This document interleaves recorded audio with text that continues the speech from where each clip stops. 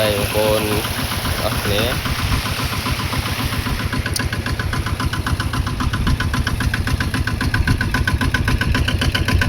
នេះផងដែរគឺយើងបូមស្រះចាប់ត្រី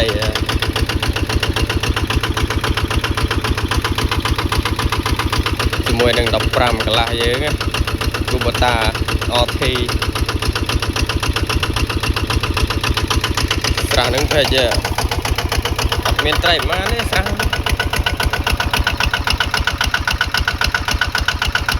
តាមមើលមាត់អត់សូវមានមាត់ផង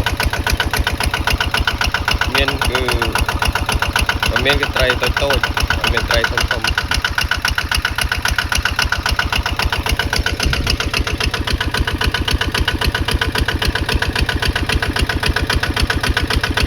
ឡើងមកឆ្ងាយ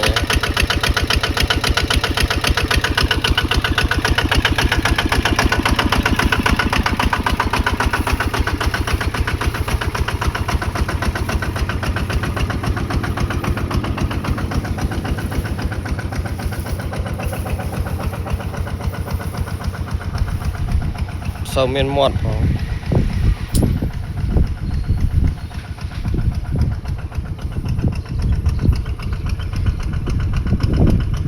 ស្រះធំដែរហ្នឹង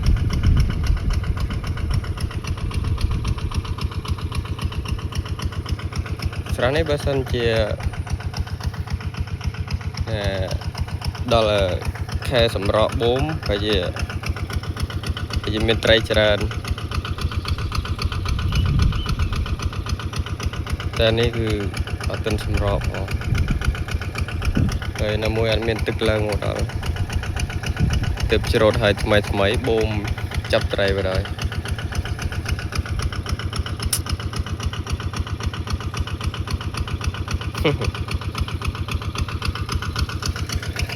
បូមដាក់បន្លាយថ្មីបន្លាយទឹកកាយឲ្យថ្មីកាយធ្វើភ្លឺបិទជុំវិញចង់ដាំអីក៏បាន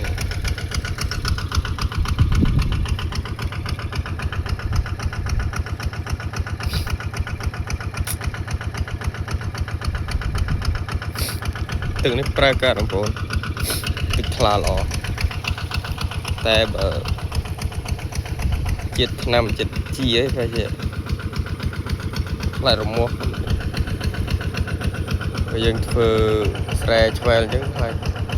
ជាតិថ្នាំចូលអញ្ចឹង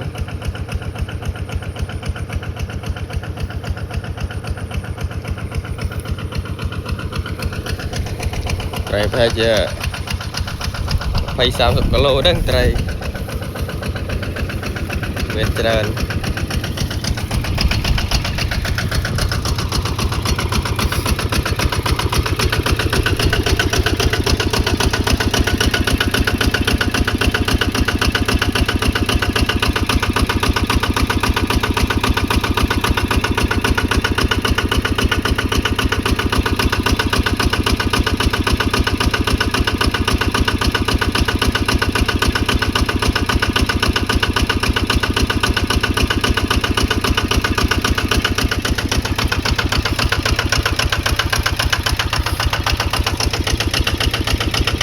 ប៉ុណ្្នឹងចោលបងប្អូនណា